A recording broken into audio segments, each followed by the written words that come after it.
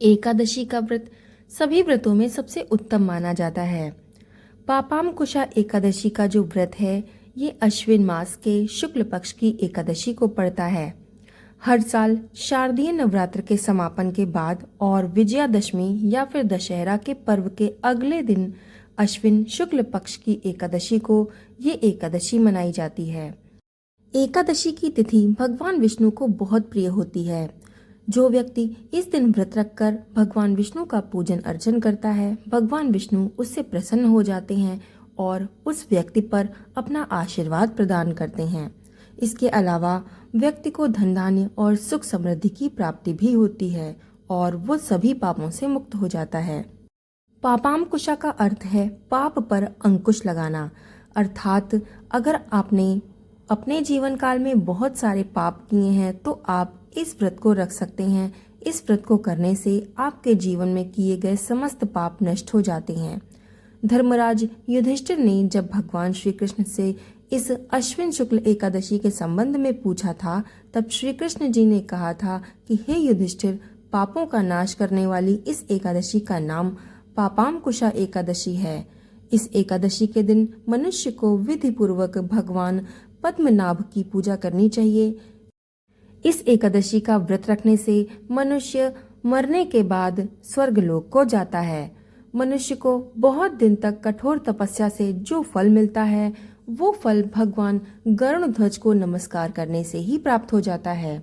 जो मनुष्य अज्ञानवश अनेकों पाप करता है लेकिन प्रभु हरि को नमस्कार करता है और उनके लिए व्रत करता है, वो नरक में नहीं जाते। भगवान श्री हरि विष्णु के कीर्तन मात्र से संसार के सभी तीर्थों के पुण्य का फल व्यक्ति को मिल जाता है।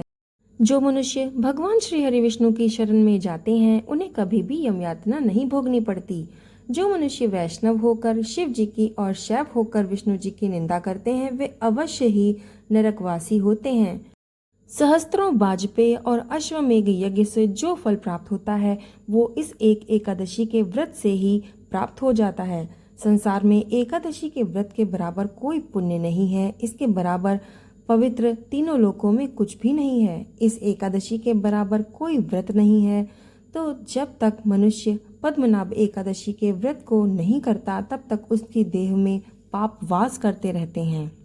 आइए अब सुनते हैं पापांकुशा एकादशी की व्रत कथा। अर्जुन कहते हैं कि हे जगदीश्वर, अश्विन मास के शुक्ल पक्ष की एकादशी का क्या नाम है, इस व्रत को करने का क्या विधान है और इस व्रत को करने से किस फल की प्राप्ति होती है, कृपया करके ये सब मुझे विस्तार पूर्वक बताएं। तब भगवान श्री कृष्ण जी कहते हैं कि हे कुंती नंदन, अश्विन मास के शुक्ल पक्ष की एकादशी का नाम पापांकुशा एकादशी है। इस व्रत को करने से सभी पाप नष्ट हो जाते हैं तथा व्रत करने वाला अक्षय पुण्य का भागी हो जाता है। इस एकादशी के दिन इच्छित फल की प्राप्ति के लिए भगवान विष्णु का पूजन करना चाहिए। इस पूजन के द्वारा मनुष्य को स्वर्गलोक की प्राप्ति होती है। हे अर्जुन, मनुष्य को जिन कठिन तपस्याओं के द्वारा फल की प्राप्ति होती है, वो इस एकादशी के दिन क्षीर सागर में शेषनाग पर शयन करने वाले भगवान विष्णु को नमस्कार कर देने से मिल जाता है और मनुष्य को यम के दुख नहीं भोगने पड़ते।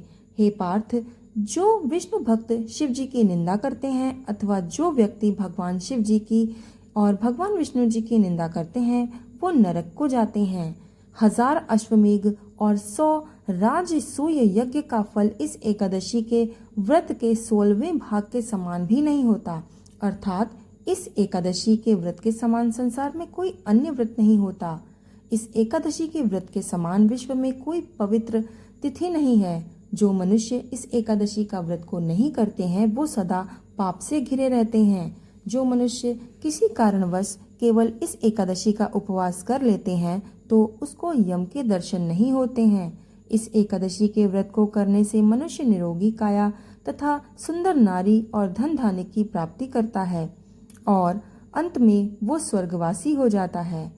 जो मनुष्य इस एकादशी के व्रत में रात को जागरण करते हैं, वो सहज ही स्वर्ग की प्राप्ति करते हैं।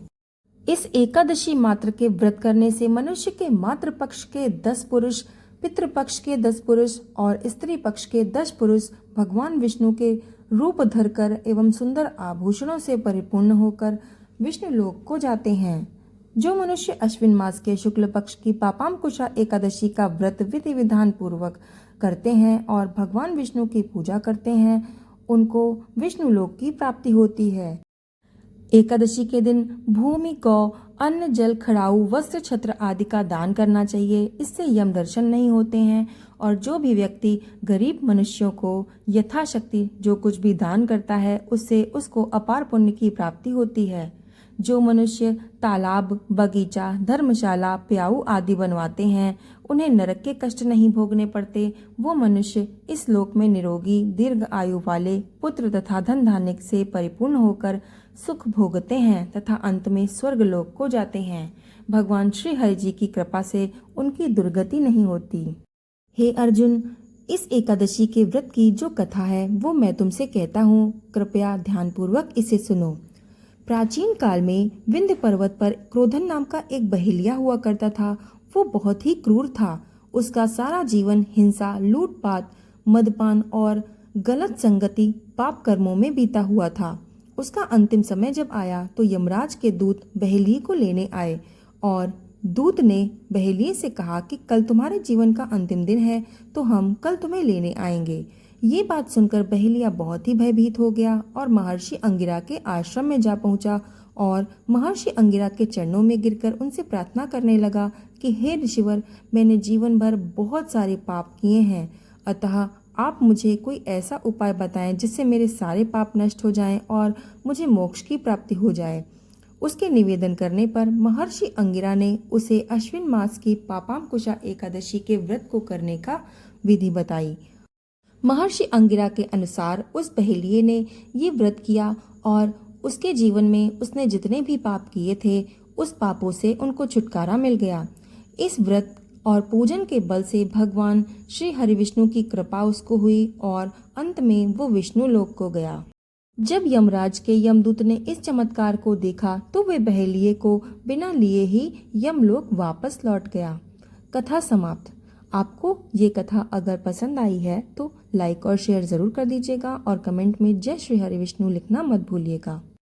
चैनल पर नए हैं तो प्लीज़ हमारा चैनल सब्सक्राइब करके बेल आइकन प्रेस कर दीजिएगा ताकि ऐसी ही कथाएं आपको हमेशा मिलती रहें।